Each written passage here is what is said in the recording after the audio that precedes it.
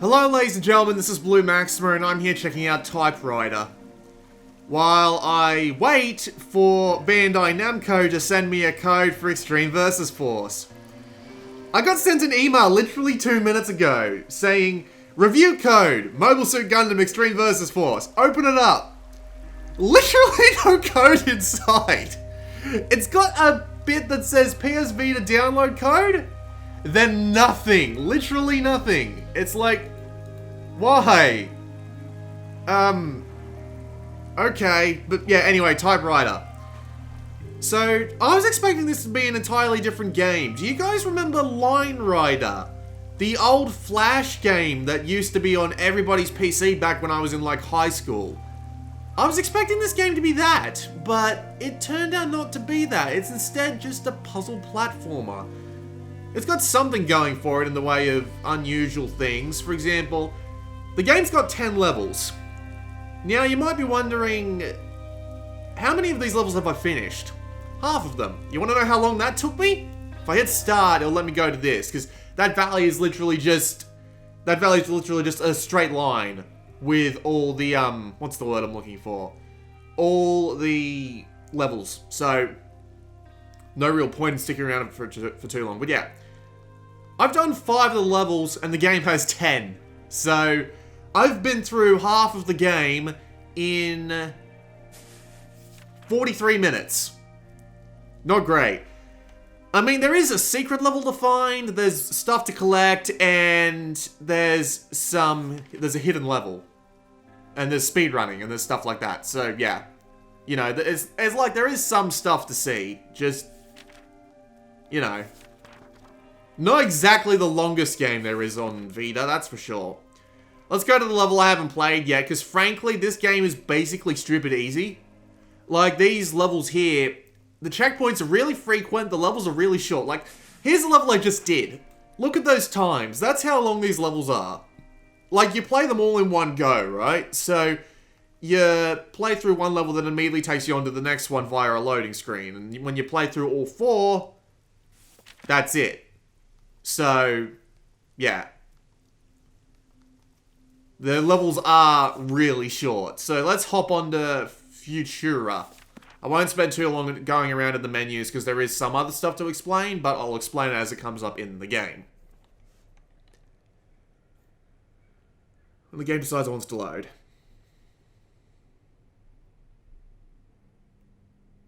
Here we are. So, this is Typewriter. Typewriter is a puzzle platformer. You play these weird 2-dot things.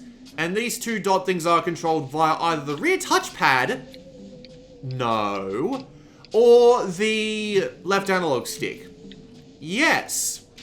There's also rotation, so if you use the right analog stick, you will rotate the balls, like in the air or something like that.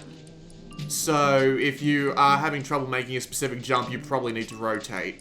You can also wall jump, so if you go up like a curved surface and then you press X on the wall, you will wall jump and give yourself a bit of extra height, if you saw that. So, that's basically it for the game's mechanics, right? There's not really that much to it, if you want me to be perfectly honest. The game itself is really simple. There's a few puzzle elements that show up here and there, but they seriously feel like something, well, they are basically very simple elements. Like, I'm basically just fiddling around with moving platforms here. That's all this level is, and I'm 6 levels in. There are some interesting ones in the western level that I just played, like a minecart race thing, but it really just adds press X at the right time to get over the gaps sort of thing. And there's also a pachinko thing, which was very odd, where you tap a button to make the ball fly and go down a specific set of pegs, but I got it on the second try just by hitting the right buttons, so, you know, it's a bit more luck-based than one would like. There is also a... Ooh, this is actually one of the things where we get to play around with the white ball. The white ball is a required lock for a key that is coming up ahead. So yeah, as you can... Well, not so much a key as much as a door, so... You can see the 3 ball signs there, so when that ball drops in, it will fill one of the holes, and then we hop in the other 2, and it opens the door. And there's a bunch of other puzzles like that too, but they're also very simple and easy to get a hold of. So, Typewriter just isn't that complex. It's really, really easy, which is strange. Like, this is one of the easiest games I've ever played. I mean, speedrunning is probably going to be a little bit harder, but there is a speedrunning mode, as I said before, but it's just...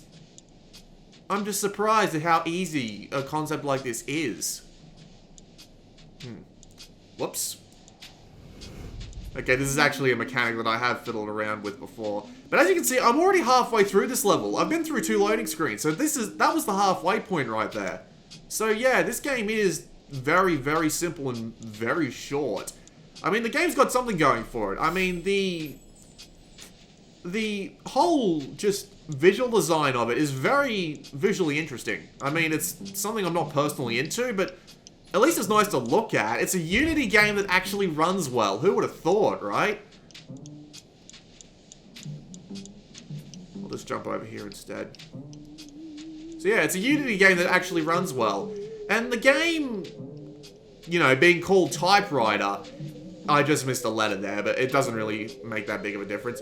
But the game being called Typewriter actually does have some relevance, because it does actually aim to teach you about typography. Let me show you an example. So if we head to the book here, and we browse by tapping the bottom corner there, it'll actually tell us a little bit about this era of typography.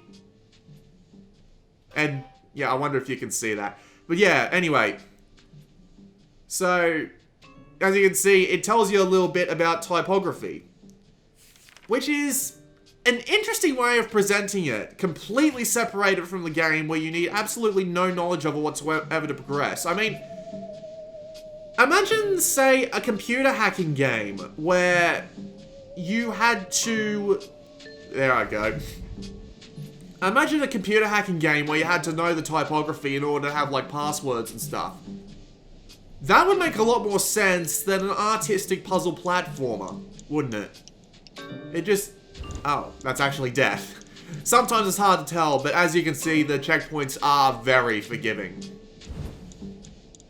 So, you usually don't have to worry about spending too long getting back to where you were, if at all, basically. Down I go. Ah, fun. And Visual Studio just started up, because of course it did. God, everything's trying to get in my way today, isn't it? Ow. What the hell got crushed? Just an invisible little space. Okay. Slow down, work this one out. Like that. There. Shit! Okay, maybe it's not as easy as I said it was, but the game really isn't that difficult. I mean, it's clearly going for the artistry of it all, and not the puzzly, platformery... Oh, there's actually nothing there. But yeah, as I said, checkpoints, very frequent, very pleasant, very forgiving.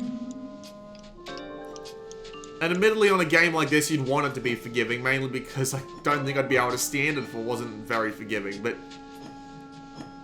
at the same time, this game's content could be over and done within an hour, so it's not like there's much here. To be fair though, it's not that expensive either. The game's like $7. It's in between $5 and $10, so it's something like that. I'll put the price in the description after the video recording's done. But yeah, it's interesting, but as a game, it's not really. I mean, the presentation is nice, it runs well, it controls well, and it's a very forgiving, very easy game. Designed around speedrunning, for some reason. Those two never usually go together. Usually with games that you want to speedrun, you want them to be more... Oh dear.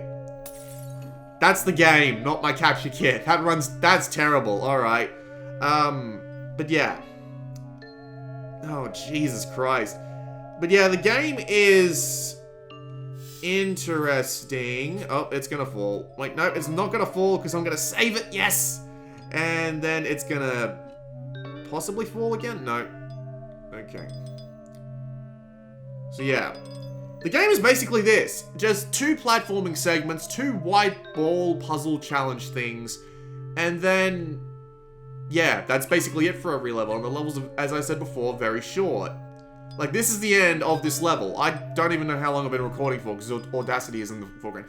10 minutes. This level took me 10 minutes to beat, and that was with multiple stupid deaths. So, imagine how much time it would take someone like you to beat. So, someone who isn't completely and utterly retarded, right?